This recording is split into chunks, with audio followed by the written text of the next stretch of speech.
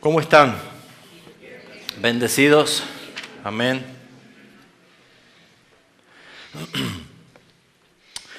Cada vez que tenemos la oportunidad de congregarnos a escuchar la palabra del Señor, no podemos negar de que el Espíritu Santo nos inquieta y prepara nuestras vidas como un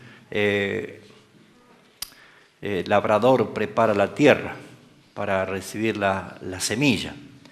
Y creo que todos debemos entender, amados hermanos, de que la exposición de una palabra va más allá de que entendamos o comprendamos con nuestra mente, sino que se aplique especialmente para que el fruto de esa palabra pueda dar gloria a Dios, porque Él la envía y vuelve hacia Él con gloria. Así que es muy importante que usted en esta mañana y todos los que nos visitan, por un momento estén muy atentos a la palabra, porque ustedes ven a un hombre común predicando, pero el Espíritu transforma esa palabra en poder. El Espíritu Santo es el que les va a hablar a usted como a mí. Y necesitamos nosotros reflexionar. Y si el Espíritu Santo está tocando y hablando a tu corazón, la Biblia nos enseña diciendo no endurezcas tu corazón. Porque va a haber momentos en que la palabra nos va a poner en esa confrontación de qué hacer y sabe qué va a pasar. Nosotros sentimos que hay una batalla interior. Pero saben, hermanos, la mejor manera de ganar las batallas es rindiéndonos ante el Espíritu Santo. Que sea Él que nos dé la victoria. Amén. Esta predicación tenía dos títulos, no sé, elíjalo usted. Uno de los títulos es del dolor a la alegría, o el otro título que a mí me seduce más es compasión a mitad del camino. Es evidente que en este mundo hay contrastes y permanentemente hay contrastes en la vida que naturalmente se vive, ¿sí? En este momento acá hay personas que pueden estar contentas y felices y hay otras que pueden estar angustiadas y tristes. Esos son contrastes, ¿sí? Puede haber personas que ríen, otros que lloran. En este momento hay personas que están naciendo en este mundo y hay otros que están yéndose de este mundo. Contraste, permanentemente hay contraste. Hay algunos que se están fortaleciendo cada vez más y hay otros que están abriendo sus brazos y rindiéndose totalmente debilitado. Yo no sé cómo viene usted, cuál de los dos contrastes hay. Claramente la Biblia revela que existen estos tiempos de contraste. Eclesiastés capítulo 3 dice que bajo el sol hay tiempo para todo, para reír, tiempo para llorar, tiempo de nacer y de morir, tiempo de juntar piedras, tiempo de desparramar piedras. O sea, te está hablando de que hay contrastes en la vida. Pero yo quiero sacar en esta mañana una aplicación. Primero vamos a ver una historia, luego vamos a ver claramente los personajes de esta historia. Vamos a hacer una reflexión acerca de la historia y por último vamos a darle una aplicación a esta historia. Y es un cuadro que por lo general podemos notar que no es igual a otros cuadros históricos que han pasado mientras Jesús estaba aquí en la tierra. Porque si bien es cierto, hay mucha compasión de parte del Señor, pero también debemos entender nosotros de que hay soberanía de Dios en cada acto que se hace. Nada es por casualidad, todo tiene un propósito. Así que les invito a que usted me acompañe al Evangelio según San Lucas, capítulo 7. Y vamos a buscar desde el verso 11 hasta el 17. San Lucas 7, del verso 11 al 17. Como verán, el subtítulo dice: Jesús resucita al hijo de la viuda de Naín. Probablemente muchos de los que están aquí conozcan la historia. A lo mejor algunos la van a oír hoy por primera vez. Pero lo que nosotros podemos entender es que hay una aplicación muy clara para esta historia real, no es una parábola, es algo real, algo que aconteció en este mundo con Jesús aquí en la tierra. Vamos a tomar lectura y luego vamos a pedir al Señor a través del Espíritu Santo que nos ilumine y nos guíe. Aconteció después que él iba, está hablando de Jesús, a la ciudad que se llama Naín, e iba con él muchos de sus discípulos y una gran multitud. Cuando llegó cerca de la puerta de la ciudad, he aquí que llevaban a enterrar a un difunto, hijo único de su madre, la cual era viuda. Y había con ella mucha gente de la ciudad. Y cuando el Señor la vio, se compadeció de ella y le dijo: no llores. Y acercándose tocó el féretro, y los que lo llevaban se detuvieron. Y le dijo: joven, a ti te digo, levántate. Entonces se incorporó el que había muerto y comenzó a hablar, y lo dio a su madre. Y todos tuvieron miedo y glorificaban a Dios diciendo: un gran profeta se ha levantado entre nosotros y Dios ha visitado a su pueblo. Y se extendió la fama de él por toda la Judea y por toda la región de alrededor. Curiosamente, esta historia relatada por Lucas, que es el único de los 4 evangelios que relata este hecho, Lucas, tomándose el tiempo de indagar y de escudriñar y preguntar todo para escribir, porque Lucas no era un apóstol, sino que era un médico que se dedicaba también a la escritura, es el único que en los 4 evangelios habla acerca de este acontecimiento milagroso. Pero esta historia tiene un contraste.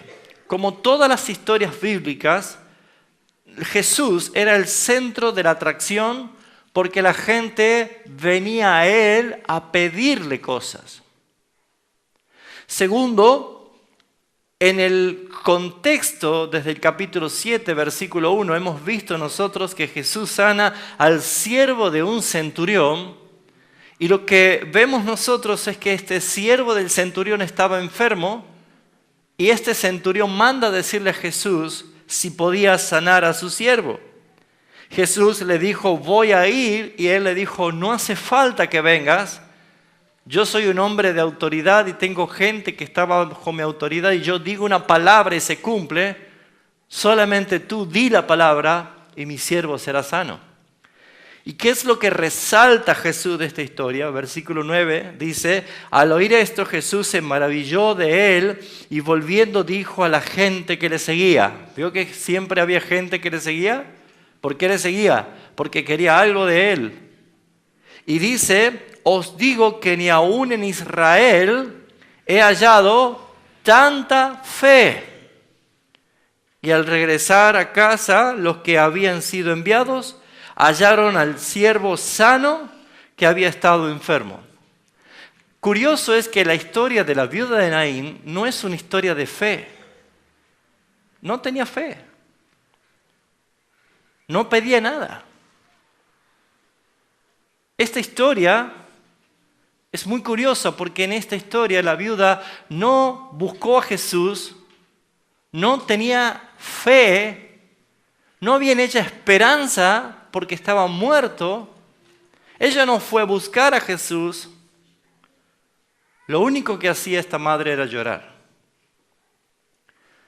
Así que vamos a analizar esta historia desde ese punto, para que podamos entender que no siempre todas las cosas se requiere la fe, sino que está la misericordia y la compasión por encima de todas las cosas. Sí, nosotros necesitamos la fe para ser salvos. No hay forma. Pero mis hermanos, hay contrastes en la vida, de que a veces una persona no siente ni siquiera el impulso de la fe como para salir adelante. Lo primero que quiero resaltar es el versículo 11, es Jesús y una multitud de gente feliz. ¿Por qué digo de gente feliz? Porque Jesús venía sanando, libertando, dando de comer, haciendo milagros, haciendo obras poderosas. ¿Y sabe qué pasaba con la gente? Estaba feliz.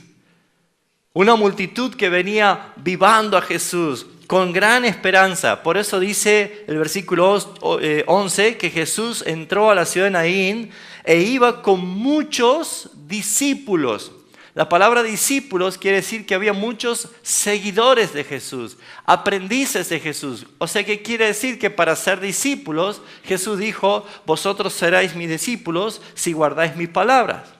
Entonces, muchos de estos discípulos eran porque escuchaban a Jesús, aprendían de Jesús, se maravillaban de Jesús, de su palabra, de su doctrina, de cómo le hablaba con autoridad. Así que había muchos discípulos. Así que podemos decir que esta multitud, los discípulos estaban felices de tener a Jesús con ellos.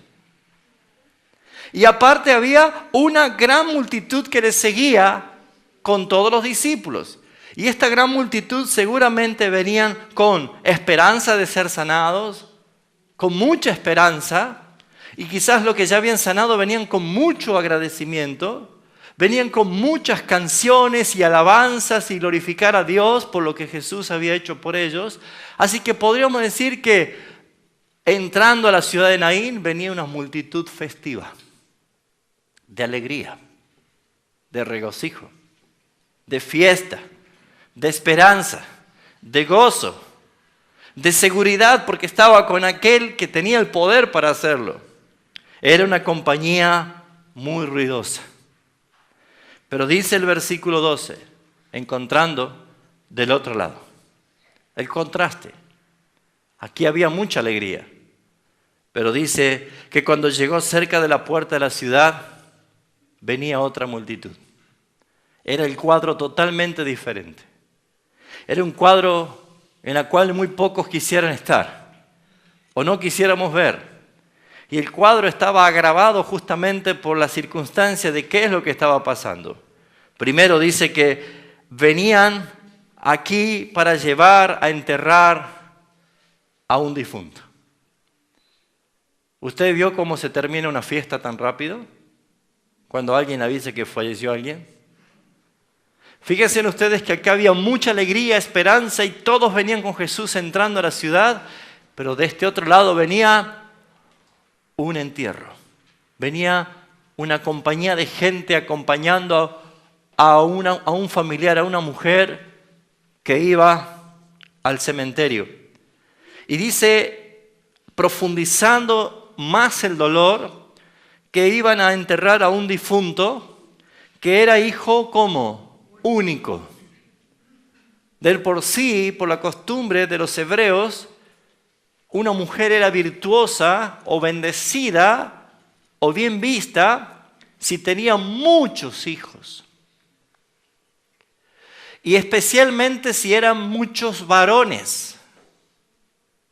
Si tenía muchos varones, esta mujer era dichosa y virtuosa.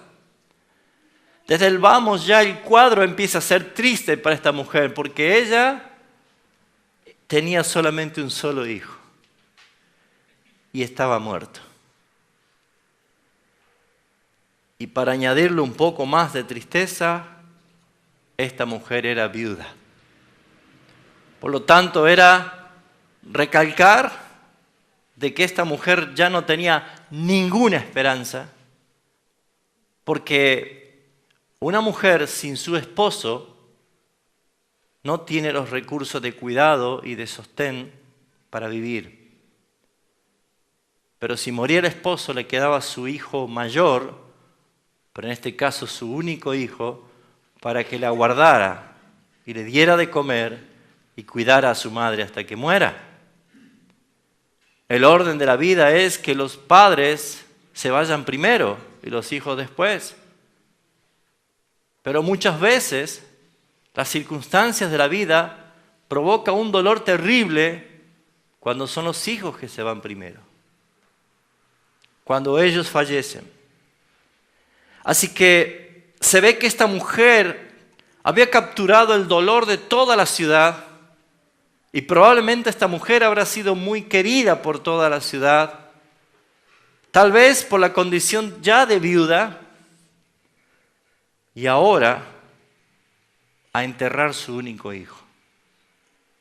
Tal habrá sido el dolor de toda esta ciudad que dice que venía mucha gente de la ciudad en compañía de esta mujer. Lo que podemos ver nosotros es que la muerte, por más que nosotros los cristianos sepamos que Cristo ya la venció y sepamos nosotros que no hay por qué temer a la muerte, la muerte es un momento en que todos debemos afrontar o que va a pasar muy cerca por algún familiar y sabemos que no es algo que quisiéramos nosotros pasar por ese momento, porque la muerte es justamente el resultado del pecado. La muerte es la causa, o mejor dicho, el pecado es la causa que introdujo la muerte. Eso lo dice el apóstol Pablo en Romanos.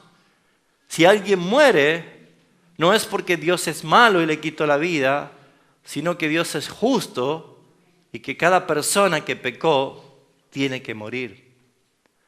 Pero la Biblia nos enseña de que hay algo acerca de la muerte que dejó de ser un misterio para ser justamente lo que para Dios es gloria y corona cuando Cristo es proclamado como la resurrección y la vida.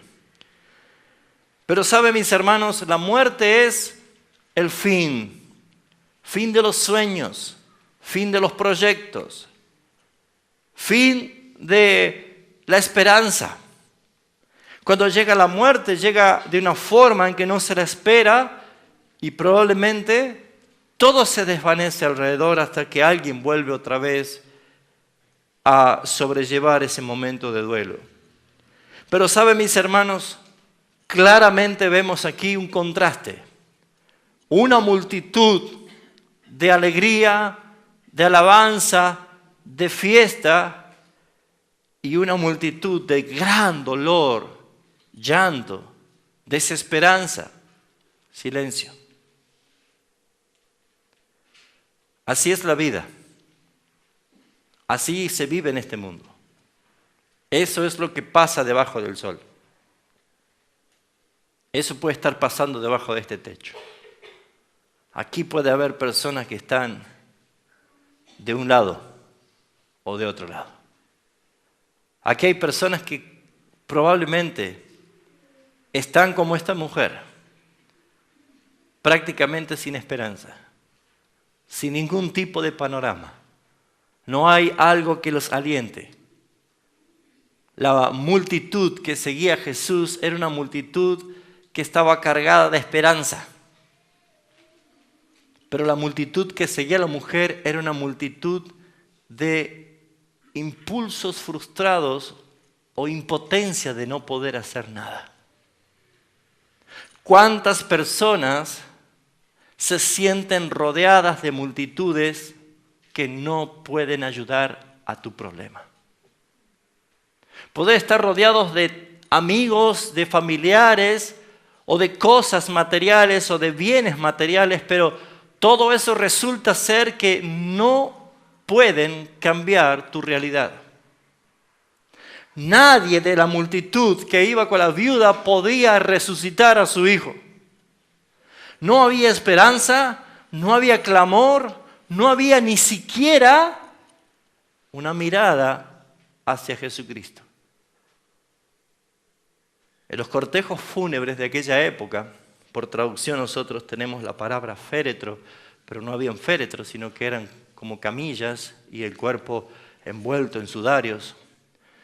Y solamente llevaban 2 personas que estaban designadas para esta tarea. Porque por una cuestión de ley nadie podía tocar a un muerto ni a un féretro, porque era hacerse impuro y contaminarse. Por la ley no se podía hacer esto. Era prohibición. Nadie podía tocar al muerto cuando estaba siendo llevado al sepulcro. Así que el cuadro era totalmente negativo. No hay esperanza. Solamente te queda llorar hasta que esto se termine. Amados hermanos, aquí aparece en escena la compasión de Cristo. Dice el versículo 13. Curiosamente, Lucas es la primera vez en su evangelio que a Jesús se refiere como Señor. Es la primera vez que aparece en el evangelio de Lucas refiriéndose a Jesús como Señor. Y él dice, escribiendo esto, y cuando el Señor la vio. ¿Saben cuántas personas ven a alguien directo, familiar directo del muerto en un velorio? Todo el mundo. ¿Saben cuando alguien se entera que alguien murió, va a buscar al deudo? ¿Para qué? Para darle su condolencia. Todas las personas que vienen, pueden ser miles de personas, van a ir a esa persona, al familiar directo, y lo van a ver al rostro y van a condolerse y van a dar su pésame. Así que podría ser Jesús uno de los tantos y miles que probablemente vio a esta mujer, pero esta vez es diferente. Porque esta vez la vio el Señor. Es el Señor el que puso la mirada. No había fe en ella. No había un pedido de ella. No había un clamor de ella. Ella no fue a buscar, como mandó Marta, a buscar a Jesús cuando Lázaro había muerto. No había nada. En este cuadro no había esperanza, en este cuadro no existía la posibilidad de un cambio. Pero Jesús la vio. Como el Señor hoy está poniendo los ojos en algunos aquí. Dios está poniendo los ojos en ti hoy. Porque esto es lo que sucede a mitad del camino. No llegó al cementerio. No llegó al cementerio. Cuando Jesús la vio, el Señor Jesucristo la vio, se compadeció de ella y le dijo, no llores. Cada vez que alguien va a un velorio y abraza al deudo, ese abrazo o de consuelo, y a veces le decimos nosotros, ya está, es para decirle que no llore. ¿Saben cuántas personas le habrán dicho de la ciudad de Naín a esta mujer, no llores? Pero este no es un no llore como cualquier otro. Este no es un no llores como cualquiera de la multitud entristecida. Este no es un no llore de alguien que era impotente como la multitud que no podía hacer nada. Esta mujer no le conocía a Jesús. Esta ciudad de Naín es una pequeña ciudad abajo del mar de Galilea, cerca del río Jordán. Si ustedes lo buscan en el mapa, está a unas 75 millas de Cafarnaúm. Jesús había salido justamente de Cafarnaúm luego que había hecho este milagro de sanar al siervo del centurión. Y la multitud venía con Jesús, así que esta mujer no tenía diarios, no tenía internet, no tenía canales de noticias para decir las noticias que estaban aconteciendo, que ahora, Naín, prepárate porque viene el Hijo de Dios a hacer obras de caridad, de milagros y de compasión en esa ciudad. No existía nada, mis hermanos. Cuando una persona está en el momento más difícil de su vida, cuando se está terminando la esperanza, cuando se está terminando totalmente los sueños, la ilusión de seguir en esta vida produciendo alegría, sino que lo único que ve es oscuridad y desesperanza, no hay posibilidad de que haya fe allí. No había fe. Pero Jesús la vio. Y Jesús le dijo, no llores. ¿Qué hacía esta mujer? Lo único que hacía era llorar. Lo único que hacía era llorar. No pedía. No clamaba. Lloraba. ¿Y saben qué dice la palabra? Que el Señor ve el corazón. Que el Señor conoce lo que hay dentro de nosotros. Solamente había esto. No tan solo Jesús le dijo, no llores como los demás, sino que Jesús dijo, no llores, e hizo algo que trascendió la historia. Siempre el cortejo fúnebre es que van delante los camilleros llevando al difunto, y atrás viene la familia y toda la gente que viene con él. O sea que cuando Jesús venía de frente, los de la camilla pasaron y Jesús se arrimó a ella y le dijo, no llores. Pero ¿qué dice inmediatamente el otro versículo? Que Jesús, ¿qué hizo? Se acercó ¿a dónde? Al féretro. Jesús le dijo, no llores. ¿Cuál es el motivo de las lágrimas? Es ese hijo que está muerto. Es ese cadáver que está llevando a ser sepultado. Jesús le dijo, no llores, y él fue y puso su mano. ¿Saben qué estaba haciendo cuando puso su mano? Detuvo la marcha de los que llevaban al difunto. Lo detuvo. Paró la marcha, hermanos. Yo quiero que hoy aquellos que están en el contraste de dolor, en el nombre de Jesús, sientan la mano del Señor deteniendo tu marcha. Vas mal. Él detiene tu marcha a mitad de camino. Cuando tomas decisiones erradas, cuando piensas que estás haciendo lo correcto y no estás haciendo lo correcto, sino que estás yendo al lugar donde nunca más vas a servir. Él detuvo la marcha y le habló. Saben, hermanos, en un velorio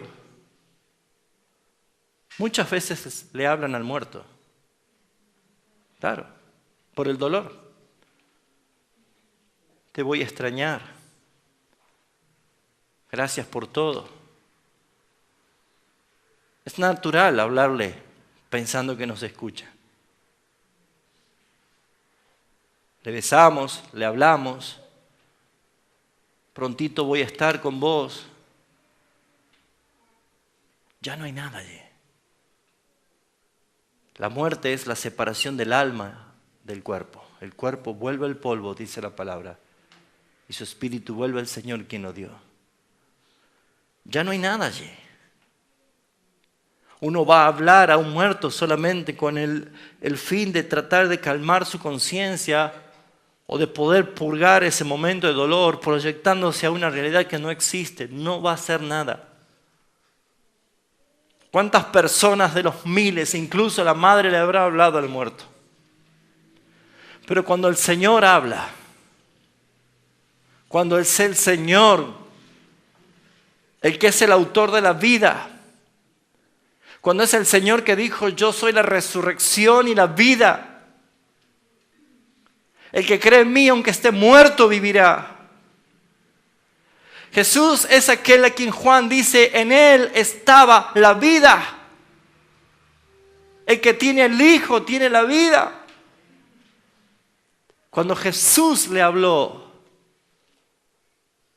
no fue a todos, sino que fue específico. Le dijo, a ti te digo, joven, levántate. A ti te digo, joven, levántate. Hoy usted está escuchando la voz de Raúl Oliva aquí predicar. Pero tu espíritu está escuchando ahora la voz del Señor. Y probablemente en esta mañana haya alguien a quien el Señor le está diciendo ahora, a ti te estoy hablando. Levántate, levántate. No se ha terminado el proyecto, el propósito eterno en tu vida. Levántate.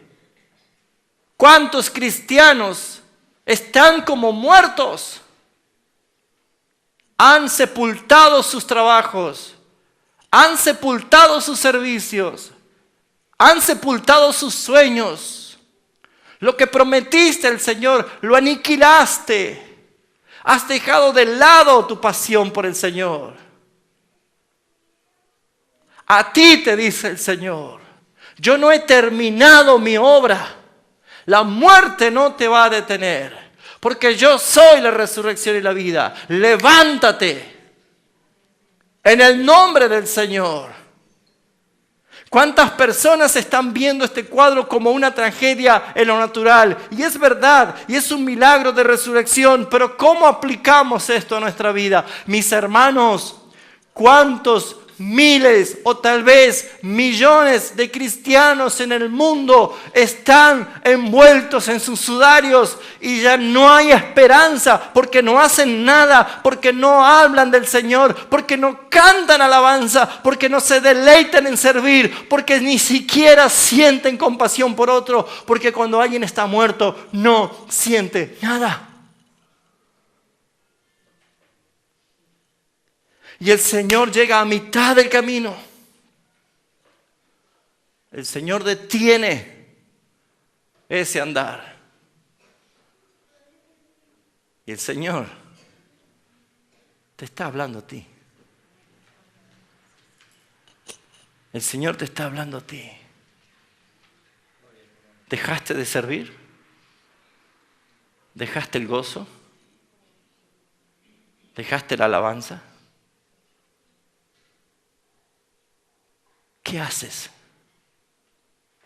¿Qué haces?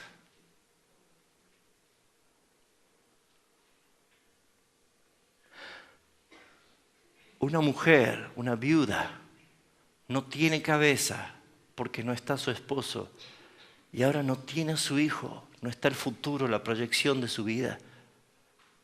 ¿Saben cómo quedan muchas veces las iglesias en la tipología de una mujer?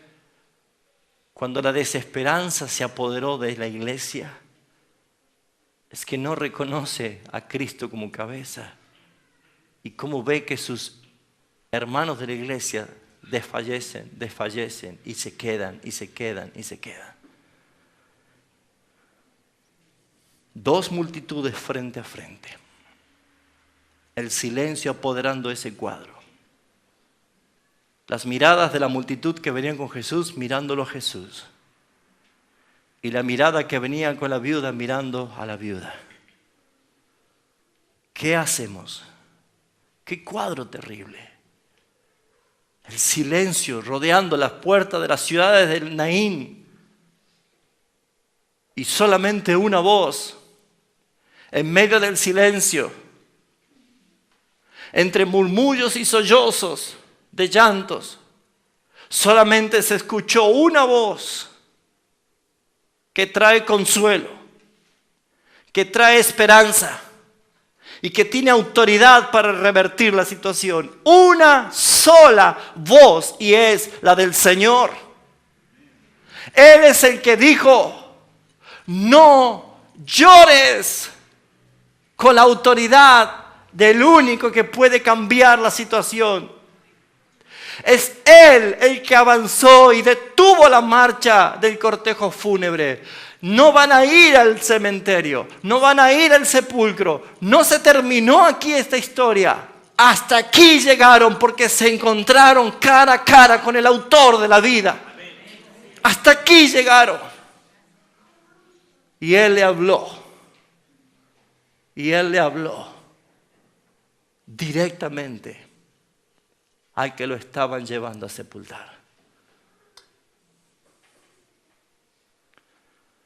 Amado hermano, amado amigo, ¿quién te está llevando al sepulcro? Multitudes que nada pueden hacer por ti. Amado hermano, amigo, en esta mañana, el pastor Pepe dijo, Hoy es el día. Hoy es el día de la oportunidad. Es el momento que el Señor te dijo esto.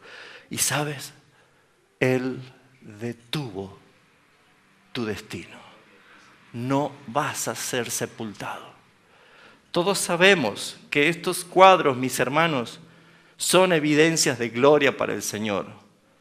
Así como Lázaro fue resucitado, después murió. Seguramente este hijo murió después. Todos los que resucitaron murieron físicamente. Pero este es un cuadro para sacar esta aplicación. ¿Qué pasó en este cuadro? ¿Qué pasó en esta historia? Puede imaginarse esta escena, puede entender que allí están pasando dos multitudes con un contraste. Mis amados hermanos, este joven estaba muerto. Ya no iba a ser la sonrisa de su madre. Ya no iba a ser la esperanza para su madre. Ya no iba a ser la proyección del futuro, del sostén para su madre. Este joven ya no tenía esperanza, ya no había sueños, ya no había proyección. Dejó de servir, dejó de trabajar, dejó de obrar, dejó de hacer cosas porque estaba muerto. Y lo único que hacía su madre era llorar. Amados hermanos, este es un cuadro claro de cómo debemos enfrentar esta vida en el tiempo que nos toca vivir. Queridos hermanos, Dios es soberano y nunca permite el Señor algo que nosotros tengamos que pasar y no entender que todo lo planificó Él, sino que debemos decir: Señor, tú eres digno de gloria, pase lo que pase, sea cual sea tu voluntad, tú mereces la gloria. Pero sabes, hermano, reflexionemos ahora en esto antes de terminar. Reflexionemos en esto. ¿Eres tú uno de los discípulos del Señor? Porque los discípulos vienen y siguen y se deleitan, aprenden, crecen y sirven. ¿O eres uno de la multitud que viene con el Señor, que aún tienes esperanza de recibir algo? ¿O que ya recibiste y te motiva la alabanza? Pero tal vez todavía no eres discípulo, pero estás allí con el Señor.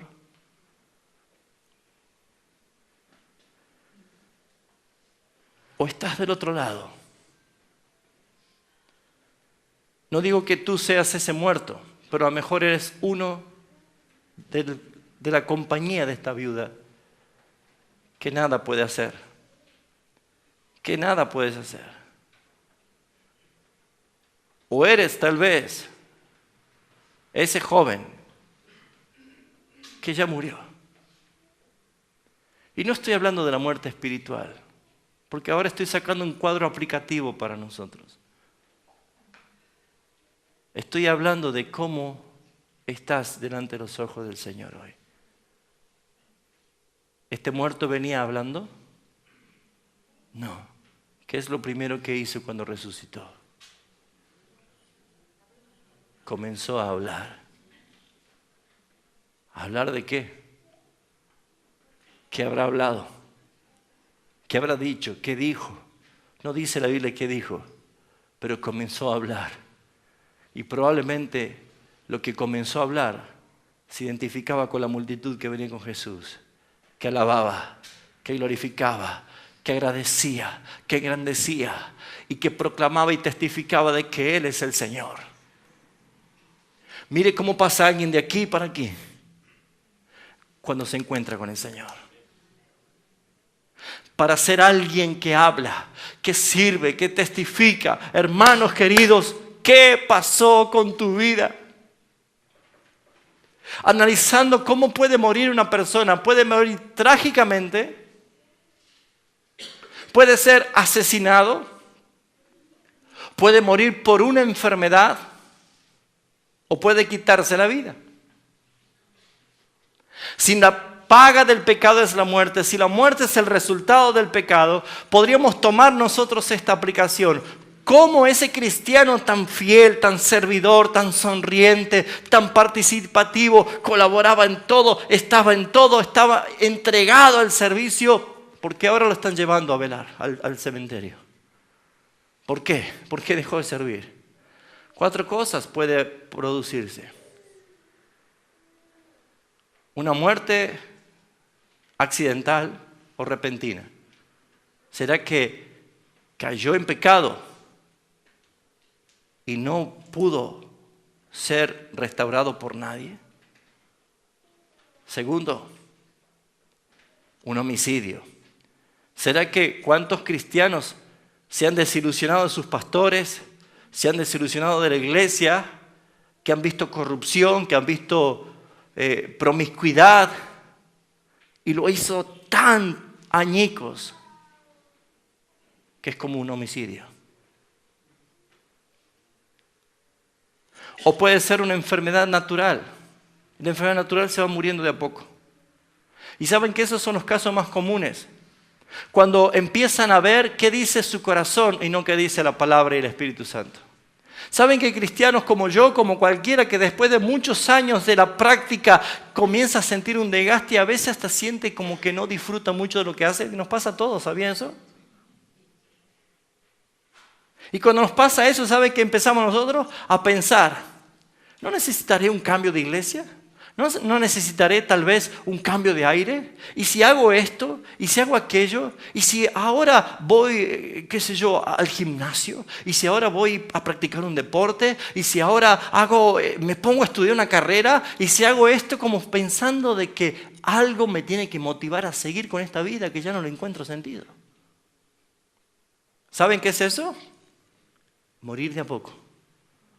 Morir de a poco. Y empezamos a menguar el servicio al Señor.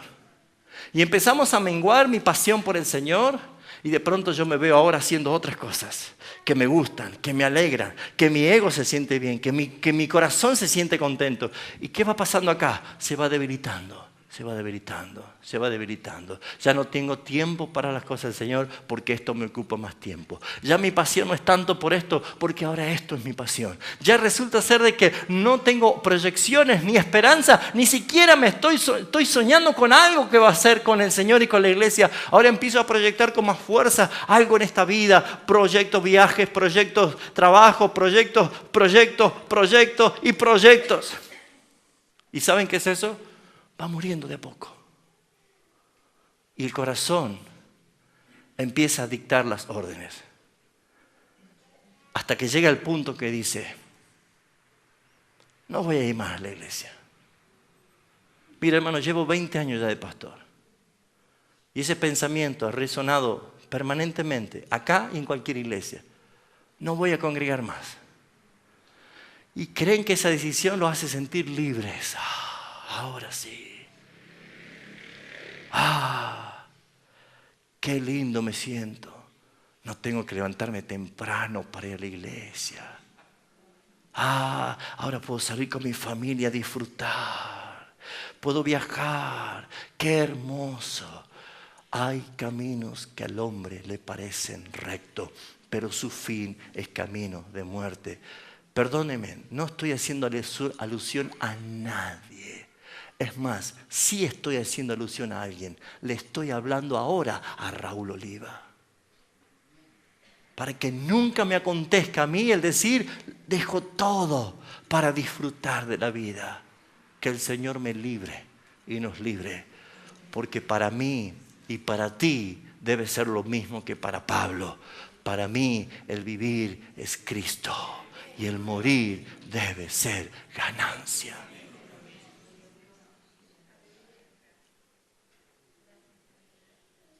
Así que, ¿qué es la muerte? Analízate. Por eso el Señor hoy te dice a ti te digo, joven, a ti te digo, hermano, a ti te digo, hermana, a ti, sí, que ya pareciera que se terminó. Piense, ¿habrá pensado la madre mientras veía a su hijo llevado para el cementerio?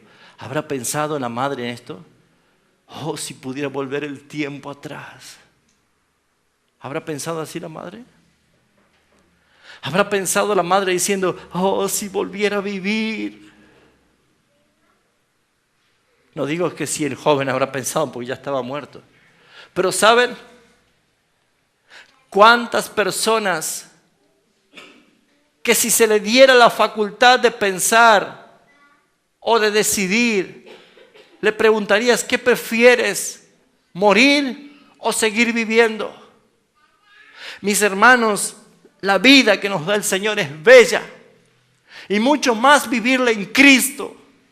Y vivirla en Cristo significa ponerle pasión a lo que haces por Cristo. Es entregarte todo. Y aunque pierdas lo más amado para tu vida, no pierdas nunca tu amor por Cristo. Siempre pon tu mirada en el Señor. Y no te olvides que es el primer reproche que le hizo a la iglesia de Éfeso en su carta diciendo, tengo algo contra ti, que has dejado tu primer amor, me dejaste de amar. Ama al Señor y ama esta vida que te da el Señor, porque todas las cosas que hace el Señor tienen propósitos. No dice qué pasó con la viuda y no dice qué pasó con el joven resucitado, pero estoy convencido que si el Señor lo resucitó es para su gloria, y si tuvo que usar a este joven para que muchos más sean convertidos al Señor, bendito sea el Señor. Hermanos, tu posición pasiva como la de un muerto yendo al cementerio no glorifica a Dios. Habla a la iglesia de Jesucristo en este lugar. Levántate, a ti te dice el Señor, levántate, hay mucho por hacer. Hay mucho por hacer, hay mucho por vivir, hay mucho trabajo por hacer, mis queridos hermanos. Que el Señor nos ayude. Y la conclusión, versículo 16, todos tuvieron miedo. Miedo porque esto no era normal. Pero a la vez glorificaban a Dios. ¿Cuántos ven que cada historia Dios termina siendo glorificado? En esta mañana Dios quiere ser glorificado si uno de lo que está aquí y vino con su vida en un contraste de dolor, hoy se va vivo. Hoy se va con una sonrisa. Hoy se va con lágrimas en sus ojos, pero de esperanza. Hoy tu vida puede glorificar al Señor si en verdad dice, Señor, gracias por haberme detenido a mitad del camino y por haber cambiado mi realidad, por no permitirme que yo siga en ese estado. Glorificaban a Dios diciendo, un gran profeta se ha levantado entre nosotros, un gran mensajero. Y dijo, el Señor ha visitado a su pueblo. ¿Saben qué anhelo? Que esa visitación se transforme en habitación, permanencia. En conclusión, dos multitudes, dos cuadros diferentes. De un lado había mucha alegría, mucha fiesta, mucha esperanza. Y aquí había mucho dolor, mucho llanto, mucha desesperanza. ¿Sabes, hermanos? En la ecuación matemática del Señor esto funciona así. Cuando el dolor y la misericordia de Dios se encuentran, entonces estallan los milagros del Señor. El dolor y la misericordia y la compasión. Aquí no hay fe. Y tal vez algunos están sentados aquí y no vinieron pensando en cambiar su realidad, sino vinieron porque vinieron. Y a lo mejor no viniste a buscar un cambio. Viniste suelto. Ya no haces lo que hacías antes. Pero aquí está el Señor. Aquí está el Señor. Y fue a tocarte. Y fue a hablarte. Fue a decirte el Señor. Es el Señor el que te está hablando. Y no endurezcas tu corazón. No huyas. Solamente escucha lo que el Señor quiere, lo que el Señor te va a dar. Cree en el Señor Jesucristo y serás salvo. Cree en el Señor Jesucristo y serás salvo. Cierra tus ojos, por favor.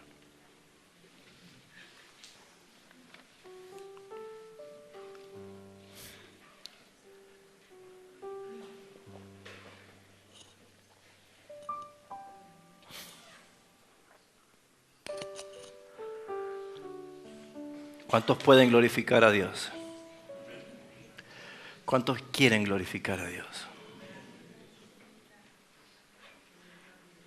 La misericordia y la compasión de Cristo es muy grande. Es amplio en perdonar. Y Él puede restaurar tu vida. De tal manera que puedas sentir que te ha dado otra oportunidad. Solo deja que el Señor te hable. Que el Señor te llame. Y que Él sea glorificado en el nombre de Jesucristo. El Padre recibe la gloria por Jesucristo. Por cada cosa que nos toca vivir. Padre, en el nombre de Cristo Jesús, en este momento, por la presencia de tu Espíritu Santo en medio nuestro, y por el gran amor que tú nos das, y por tu gran misericordia, estoy pidiendo por aquellos que en esta mañana están esperanzados en lo que tú vas a hacer. Pero también te pido por aquellos que en esta mañana, que no vinieron con ninguna esperanza, fueron ellos el centro de la atracción. Tú pusiste tu mirada en ellos. Y tú te arrimaste a ellos. Y ahora tú le llamas. Levántate en el nombre de Jesús. Si en esta mañana hay alguien que escucha esa voz y te dice levántate, pues levántate. Ponte de pie. Si en verdad tú dices, Señor, tú me hablaste a mí. Yo quiero vivir esta nueva vida. Quiero una transformación, quiero una convicción. Que el Señor esté obrando en tu vida. Amén. Amén. Amén. Amén. Amén. Amén. Gracias, Señor. Amén. Amén. Gracias, Señor. Amén. Gracias, Señor. Gracias, Jesús. No estoy ofreciendo salvación. Estoy hablándote que habías dejado. Amén. Gracias, Señor. Amén. Hay tanto por hacer. Amén. Gracias, Señor. Amén. Bendito, tu nombre es glorificado. Amén. Gracias, Señor. Amén. Amén, Señor. Gracias, Señor. Amén. Gloria a Dios. Oh, qué hermoso, Señor. Qué hermoso, Señor. Gracias, Señor. Gracias, Señor. Lo más hermoso de esta historia es que Jesús lo devolvió con vida a su madre. Jesús te devuelve con vida a la iglesia para servirle, para amarle, para tener pasión por ella. Si no es con Cristo, el camino es muerte. Amén. Gloria al Señor. Hay tanto por hacer. Hay tanto por hacer. Tanto por hacer. Todo lo que están puestos de pie, hagan lo que habrá hecho seguramente este joven. Hablen y denle gracias. Porque si te pusiste de pie es porque ya hizo la obra el Señor. Ya está. Ya detuvo tu camino a mitad.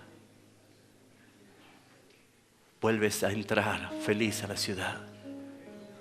Vuelves otra vez a regocijarte con el Señor. Alábale al Señor. Alábale al Señor. Ya no estás atado con mortajas. Levanta tus manos y alábale. Y bendícele al Señor. Glorifícale al Señor. Gracias, Jesús, porque me miraste, porque me llamaste. Gracias, Jesús.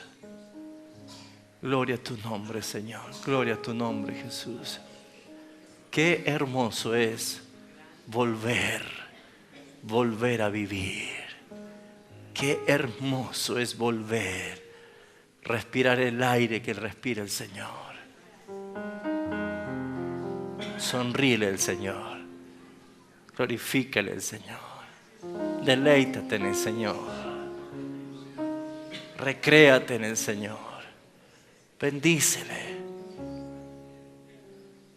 Él vino por ti. Él vino por ti. Gracias, Jesús. Gracias, Jesús. Gracias, Señor. Te alabo, Padre. Te alabo, Señor.